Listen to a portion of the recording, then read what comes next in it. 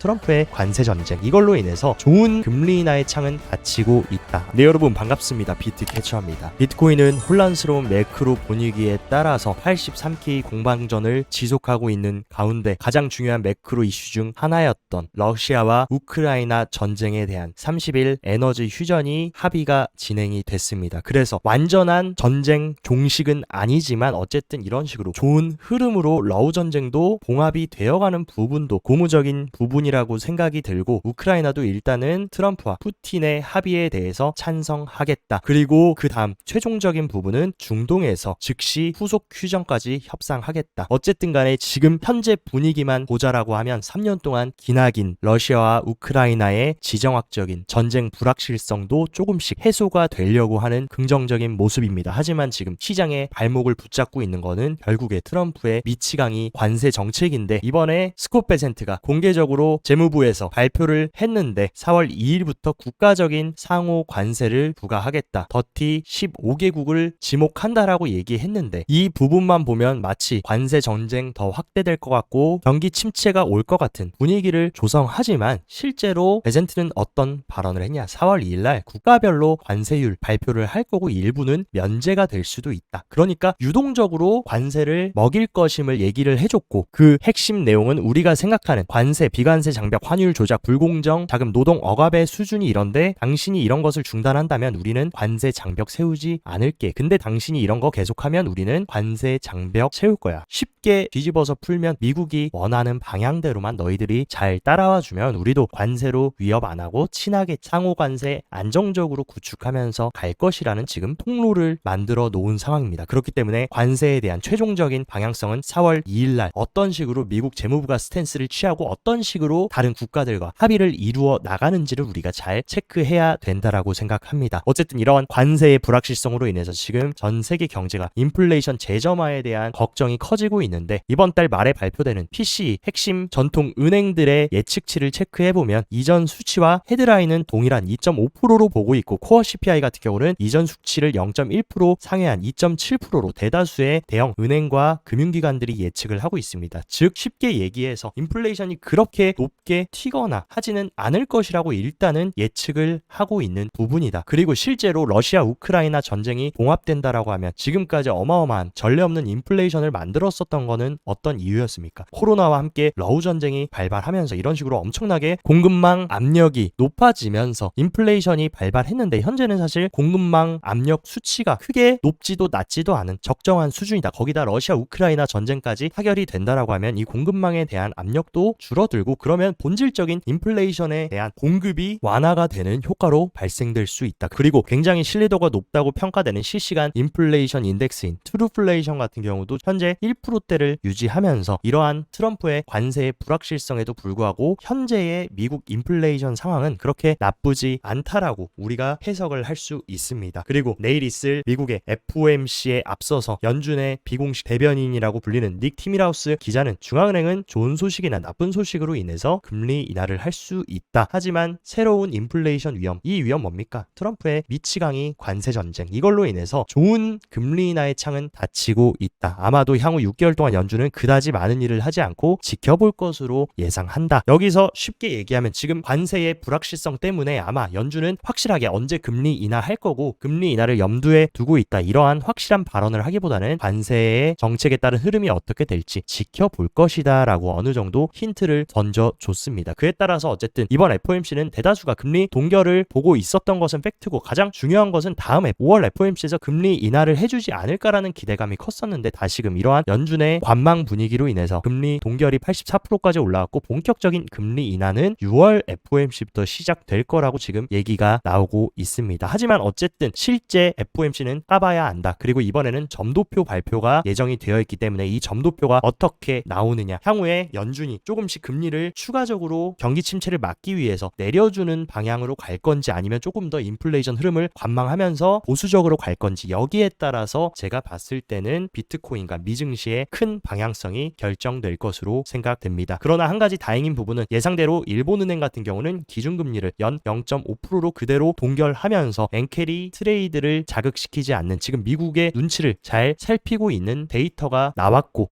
또 재밌는 사실은 FOMC를 앞두고 계속해서 어마어마한 유출이 됐던 비트코인 현물 ETF 같은 경우는 3일 연속으로 유입이 들어왔고 이틀 연속으로 세 자릿대에 2억 달러가 넘는 유입이 다시금 들어오고 있다. 기관들의 수요가 조금씩 회복되고 있다라고 해석할 수 있고, 또 하나 굉장히 재밌는 사실은 대다수의 다른 현물 ETF에는 유입이 없었습니다. 근데 유일하게 블랙록에서만 거진 2억 달러 수준의 어마어마한 유입이 들어온 이 부분도 우리가 조금 살펴보아야 될 부분이 아닌가라고 생각이 듭니다. 그리고 미국 하원 의원은 올해 내에 스테이블 코인과 가상자산 시장 구조 법안 모두 통과돼야 된다라고 하면서 적극적으로 지금 민주당, 공화당 상하원 할 것 없이 초당적으로 스테이블 코인 법안을 적극적으로 촉구하는 움직임을 가져가고 있고, 달러의 접근성과 미국 영향력 강화를 위해 스테이블 코인 입법의 필요성을 적극적으로 주장을 하고 있습니다. 그리고 이번 백악관 가상자산 대통령 자문위원회 위원장인 고 하인스가 공식 석상에서 스테이블 코인 법안 2개월 내에 트럼프 대통령에게 전달될 수 있고 최종적인 서명 가능하다. 실제로 2개월 내에 만약에 스테이블 코인 법안이 정식으로 서명되고 친화적인 법안이 확실하게 트럼프가 행정명령을 한다라고 하면은 분명히 얼어붙어 있는 크립토 시장도 분위기가 회복될 수 있는 흐름으로 갈 것이라고 생각합니다. 그리고 추가적으로 고 하인스는 이번 블록웍스 포럼에 나와서 세계 암호화폐 수도 건설에 대한 의견을 밝혔고, 우리는 가능한 한 많은 비트코인을 원합니다 라고 하면서 전략적 비트코인 비축에 대한 방향성을 어느 정도 힌트를 던져 주었다. 아직은 어쨌든 간에 명확한 규제 틀이 생성되지 않았기 때문에 비트코인 추가 매집에 대한 발언을 하지 않은 것 뿐이지, 이런 정확한 전략이 수립된다라고 하면 계속해서 더 많은 비트코인을 백악관 정부 차원에서 매집할 거라는 힌트를 고 하인스가 던져줬습니다. 이런 친화적인 트럼프의 크립토 규제에 따라서 핀테크와 암호화폐 기업들은 트럼프 행정부 아래 은행 인가를 추진하면서 전통 크립토 플레이어들이 전통 뱅킹 사업까지 뛰어들려는 움직임을 가져가고 있고, 이번 코인베이스와 최대 회계 법인 중 하나인 언스트 앤 영의 파르테논 보고서에 따르면 기관 투자자 중 83%가 2025년에 암호화폐 할당을 늘릴 계획이다. 그리고 최대 75%의 기관은 2년 내에 디파이 플랫폼을 적극적으로 사용할 것이라는 발언까지 해주었습니다. 그리고 유명 투자은행인 번스타인은 코인베이스 목표 주가를 상향하면서 현재가 대비해서 63% 추가 상승할 수 있다. 왜냐하면 미국 대선 이후 친화적인 트럼프 정부의 크립토 정책 변화로 이 산업이 더욱더 성장할 수 있다라는 조금 불리시한 발언을 해줬습니다. 그리고 셀러 형님은 최근 비트코인 추가 매수에도 모자라서 새로운 우선주 공모를 통해서 자금 조달을 하려고 하고 있고, 이 자금 조달한 돈 가지고 또다시 비트코인을 매수하려는 움직임을 계속해서 쉬지 않고 진행해 나가고 있습니다. 그리고 독일 또한 역대급 돈풀기에 대한 헌법 개정안이 의회를 통과하면서 독일 차기 정부가 추진하는 천문학적 규모의 인프라 후방 투자 계획이 18일 의회의 문턱을 열었고, 무려 5천억 유로 792조 원의 특별 기금을 조성하고 국내 총 생산 GDP의 1%를 초과하는 국방비는 부채 한도 규정에 예외를 적용한다는 내용의 헌법 개정안을 의결을 했다. 지금 유럽의 경제 1위이자 유럽에서 가장 부자인 독일까지 역대급 유동성 공급을 하려고 하고 있고, 실제로 독일의 대표 지수인 닥스 지수는 이런 식으로 연일 올타임 하이를 갱신하면서 어마어마한 주가 상승세를 만들어 나가고 있습니다. 그리고 두바이 또한 토크나 규제 샌드박스 참가 신청 접수를 하면서 이제 중동까지 본격적으로 크립토 시장 인프라 구축에 두 발 뻗고 양팔 벗고 양팔을 걷고 뛰어들고 있고, 그리고 엔비디아의 연례 포럼 GTC에서는 엔비디아가 2028년까지 AI 칩 로드맵을 공개하면서 로봇과 자동차와도 결합을 하겠다라고 하면서 젠슨 황이 이 부분을 굉장히 상세하게 소개를 했습니다. 어쨌든 지금 미증시와 크립토 시장은 커플링돼서 움직이고 있기 때문에 미증시를 견인하는 AI 시장과 기대감이 살아나야 미증시가 회복되면서 덩달아 크립토 시장도 영향을 받을 수 있고, 이번 엔비디아의 GTC 컨퍼런스는 21일까지 진행이 되기 때문에 이때까지 AI 시장에 대한 조금 더 친화적이고 발전적인 발언들이 많이 나와서 투자 시장의 분위기를 조금 회복해줬으면 하는 개인적인 바람입니다. 그리고 이더리움 재단은 오늘 27일에 후디 테스트넷의 팩트라 업그레이드를 진행할 거다. 그래서 이번 후디 테스트넷의 팩트라 업그레이드가 잘 적용이 된다라고 하면 본격적인 메인넷 팩트라 업그레이드는 4월 말부터 5월 초에 배포가 될 것이라고 밝혔습니다. 이번 4월 말 본격적인 대대적인 이더리움 업그레이드인 팩트라 업그레이드가 성황리에 마무리가 되면서 지금 엄청나게 위축되어 있는 알트 대장 이더리움의 투심도 시점도 약간 회복될 수 있는 그런 트리거가 될 수 있지 않을까라고 생각을 해보고 지금 나스닥의 21 쉐어스가 폴카닷 현물 ETF 19B4를 SEC에 제출했다라는 소식입니다. 이런 식으로 현재 여러분도 아시겠지만 리플, 솔라나, 에이다, 수이, 아발란체, 폴카닷, 라이트코인 할 것 없이 이런 식으로 메이저 알트코인들에 대한 기관 투자자들의 현물 ETF 신청이 본물 터지듯이 진행되고 있고, 많은 분들이 이제 시즌 종료다, 알트코인도 끝났다 이런 얘기가 나오는데, 분명 저는 이러한 신규 알트코인 현물 ETF가 나오는 그 시점, 제가 봤을 때는 새로운 SEC 위원장인 폴 애킨스가 취임하는 그 시점이 될 것으로 생각되는데, 그때 줄줄이 미리 신청되었던 알트코인 현물 ETF들이 승인되는 그 기점이 새로운 알트코인이 회복되는 시기가 되지 않을까라고 생각합니다. 그리고 비트와이즈 CIO 메토건 같은 경우는 디파이 시장이 다시금 강세를 보일 수 있고, 앱토스와 수이를 신규 ETF 경쟁자로 보고 있다. 향후에 수이나 앱토스 같은 이런 새로운 레이어 1이자 미국이 밀어주는 레이어 1들이 ETF 출시될 가능성이 크고, 이 새로운 경쟁자가 될 것이고, 디파이 시장이 특히나 상당히 저평가되어 있다라고 얘기를 해주고 있습니다. 실제로 지금 디파이 시장의 분위기는 얼마나 위축되어 있냐. 과거 2021년 본격적으로 디파이 시장이 엄청나게 성장하면서 알트 대불장이 왔었던 21년 그 직전에 디파이 도미넌스가 이런 식으로 엄청 큰 폭으로 하락했다. 지금 자리도 디파이 도미넌스가 엄청나게 하락해 있고, 그때와 마찬가지인 엄청나게 디파이가 저평가되어 있는 구간인 만큼 이 구간에서 다시금 분위기를 반전시켜 준다면 디파이도 굉장히 큰 랠리를 보여줄 수 있다라고 얘기를 해주고 있습니다. 하지만 아크인베스먼트 CEO 캐시 우드는 도지코인이나 밈코인에는 지금 회의적인 입장이다. 이번 사이클만큼은 모든 알트코인이 불장이 온다라고 해서 올라가는 것이 아니라 선택적으로 비트코인 현물 ETF를 이을 새로운 알트코인 현물 ETF로 출시가 돼서 기관 투자자의 수요를 만들어낼 수 있거나, 아니면 본질적인 플랫폼의 가치를 인정받고 유틸성을 인정받고 근본이 있는 프로젝트들만 살아날 것이며, 이런 투기성 밈코인들은 가치가 제로에 수렴할 것이라고 회의적인 입장을 냈습니다. 저도 이 부분엔 어느 정도 동의하는 부분이기 때문에 여러분들이 알트코인을 이번 사이클 접근하실 때는 이런 아무 가치가 없는 투기성 밈코인이나 분위기에 휩쓸려서 가는 코인들보다는 본질적으로 중장기적으로 시스템이 더욱더 견고해지고 인프라가 확장될 수 있는 알트코인들을 잘 선별해야 되지 않을까라고 생각이 듭니다.